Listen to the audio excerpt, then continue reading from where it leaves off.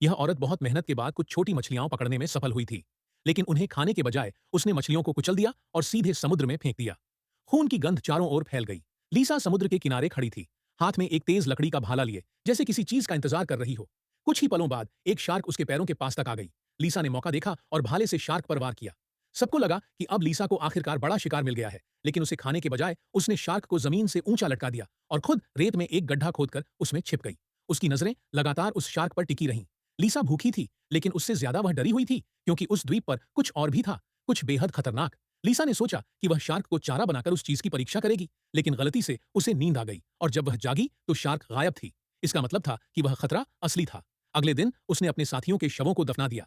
फिर उसने बचे हुए सामान से एक छोटी नाव बनाने की कोशिश की, लेकिन केवल एक लाइफ जैकेट और सूटकेस के सहारे समुद्र पार करना आसान नहीं था। न कोई संतुलन था, न तैरने की कोई उम्मीद। लीसा को वह विचार छोड़ना पड़ा। शाम होने वाली थी और अब लीसा को जिंदा रहने पर ध्यान देना था। उसे एक खोखला पेड़ का तना मिला और वह उसके अंदर घुस गई, लेकिन आधी रात को अजीब आवाजें आने लगीं। फिर अचानक वह तना जोर जोर से हिलने लगा। लीसा बिल्कुल स्थिर रही। उसे पता था कि अगर उसने जरा भी हिलजुल की तो वह बच नहीं पाएगी। उसने पूरी रात वैसे ही बिताई, लेकिन सुबह होते होते उसका छिपने का ठिकाना टूट चुका था। अब उसे नई जगह और एक हथियार की जरूरत थी। तभी उसने समुद्र में कुछ तैरता हुआ देखा।